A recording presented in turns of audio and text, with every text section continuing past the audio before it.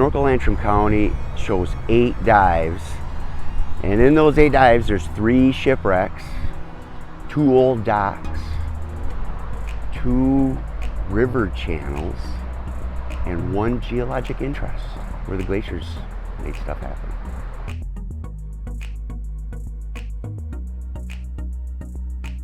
Yeah, 3 shipwrecks. 1 in Elk Lake, right behind me, and then 2 in Lake Michigan. And Elk Lake is, on windy days, it's easy peasy, no problem. But windy days, when it's the prevailing westerlies, Lake Michigan can be challenging to get in and go fight waves out to the shipwrecks. So 2 on Lake Michigan and 1 on Elk Lake.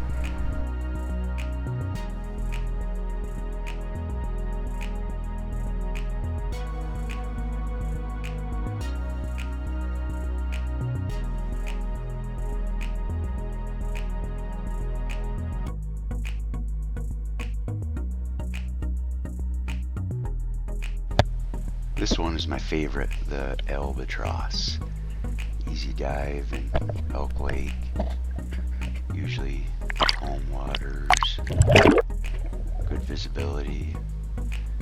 The wreck itself has awesome superstructure and a lot of detail, articulate components of the well-preserved wood.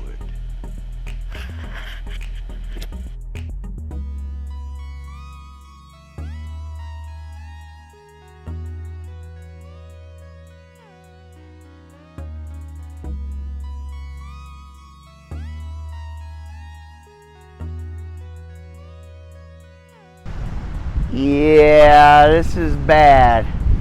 When you can see the little white caps on the waves, aka white caps, swimming, coming directly where you're opposite of swimming into, it's like 5 times the work to go dive that. You can see where the blue line starts. That wreck's just inside of that blue line.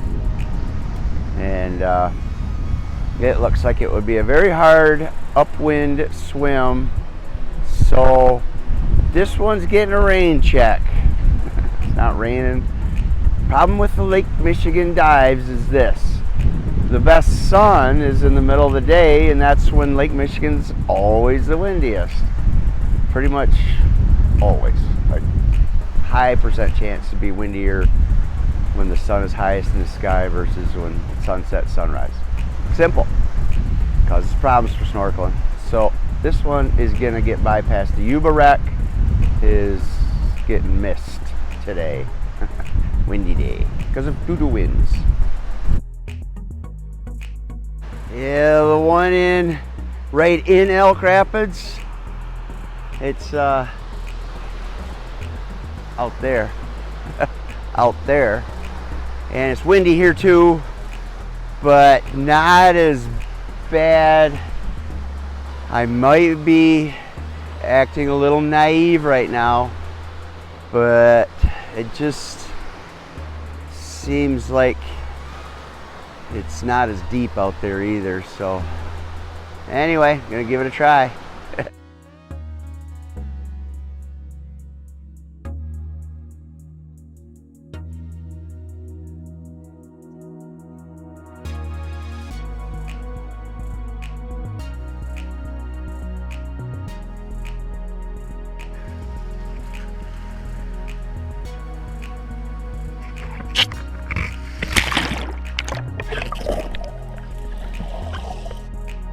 The peaceful underwater world. The dive starts out with some sandy, rocky areas and moves into more rock. And as you get deeper, it changes up to being pretty flat on the bottom, and there it is, pieces of the wreck. Yeah, it was a bitch getting out here. These waves are huge. And it wasn't really that cool of a shipwreck because it's just all flattened out. The visibility on this particular day was somewhat limited due to various reasons. Usually the earlier in the season, the clearer the water and the colder the water. It was hard to find it. I just did a lot of circles. Blue dot got me there though, that worked. A fancy easy method to find the shipwreck is to put a pin in Google Maps, and then when you get out there, your blue dot, and you just get yourself on the pin. I see why they call it the shoal scow. He smashed into a big shoal, and the waves are really big at the shoal because they're coming up. So it's a wavy spot. Maybe a way to find where you're going. Look where the waves are a little bigger. A little bit bigger waves at the shoal where the scow crashed into it and sunk. Okay, Lake Michigan won on that one. Here's why I think I didn't even make it to the wreck. Look at these old pilings where the mouse is running up and down. It's like an old dockage. So the better path to make sure you get to the wreck itself is to leave the public access and swim out a ways, follow along until you get to those old pylons, that old docking. Go out to the end of it and take a left. That should put you right on the wreck. On the north side of Elk Rapids, accessible by North Beach, is a big old dockage. A lot of pylons sticking out of there with various fish and things to see.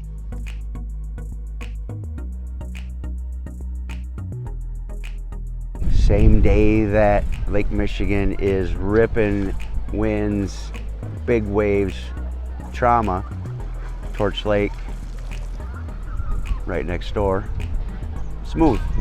So this is the old dock Snorkel taken off from the township park right in downtown Torch Lake village of.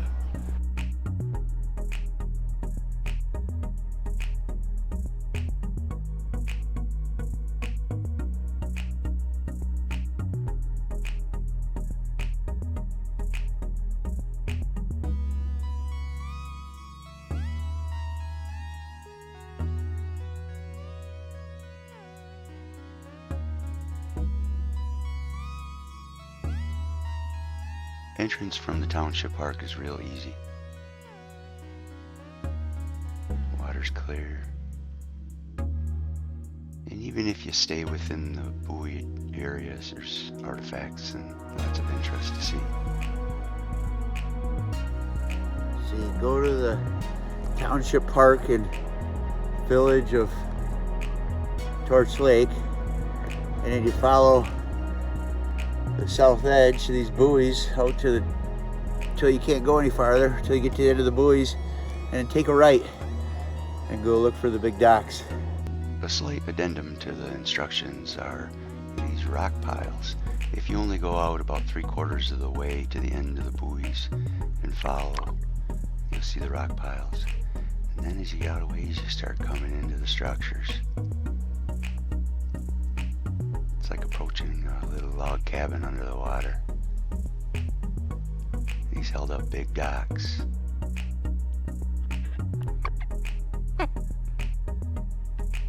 This is easy. It's a nice one. Fish. A lot of fish. A lot of visibility. Waves are usually little, even when it's windy. If you look real close in between the logs and along the bottom, and especially where there's shade, you'll see a lot of fish. Critters too, maybe little crayfish or little mini bugs that the fish eat. This shows the depth perspective and a little bit of the distance offshore and distance from the park perspective.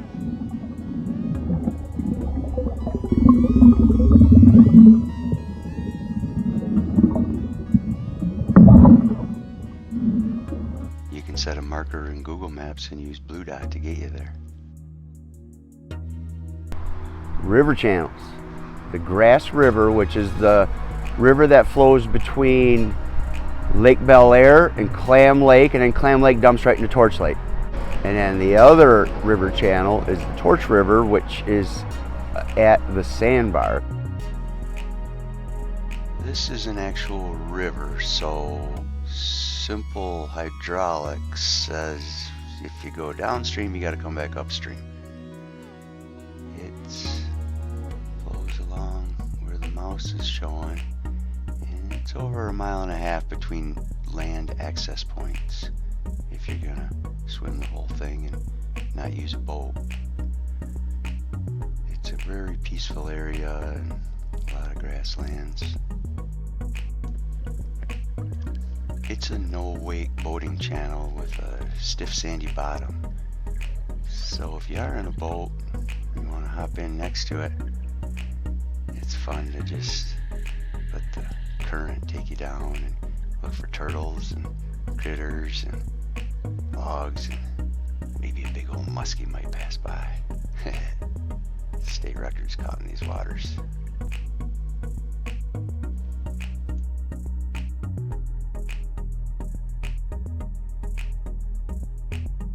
The sandbar at the south end of Torch Lake is a known boater hangout and a real cool place to snorkel with lots of visibility.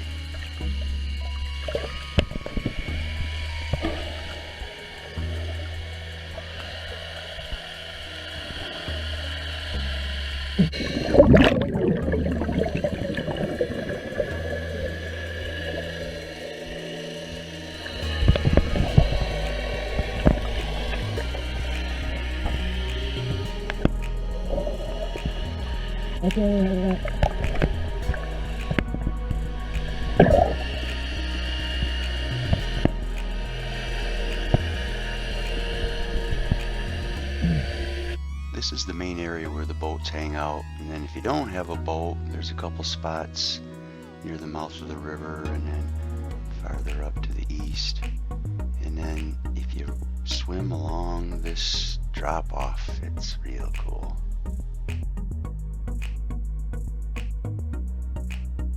The geologic interest dive is at the Banks Township Park, where it's my speculation that a big glacier got kind of stuck there, and it got twirled, it spun.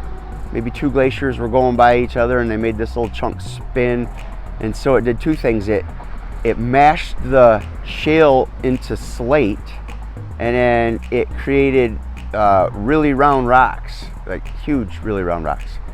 And then it left imprints in the layers of shale that it created that are like banded. It looks like a banded pottery bowls if you brush the silt off the bottom of the little bay there, the little lagoon that it's in, and it has really banded layers of bedrock that are very fascinating. It looks like pottery.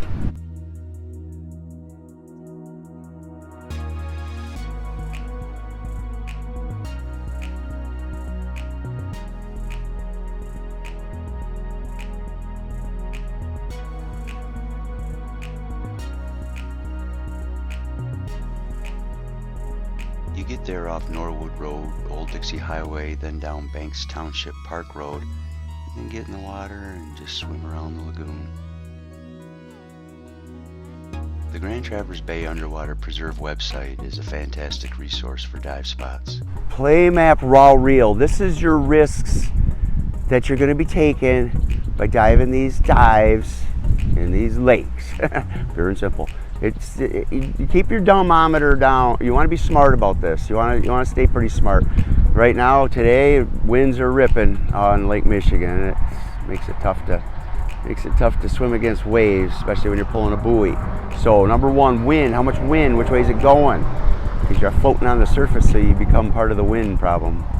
Waves and pushing. Next is not much else. Just, make sure you can swim out as far as you got to go. It's pretty easy. If you wear a wetsuit, you're gonna bob like a bobber. You won't sink if you have a thick one. So really, just figuring out if your strength can overcome what waves are going to do to you. And second is, are you strong enough to swim to where you got to swim to and back? And then, third, it's best to carry a buoy, some kind of flotation device. Try to have one of these with you. And if you can have one of those, even better. At least some kind of floaty thing. Ideally just a tube. If you can put a diver flag on it, even better. For boaters, you get run over by a boat. And if you take an inner tube, then you can take a little break on it. Put your stuff on it, like I do. So it's really waves and capability to get there and back and don't get run over by a boat. And then that's about it. That's all you got to really worry about. No sharks.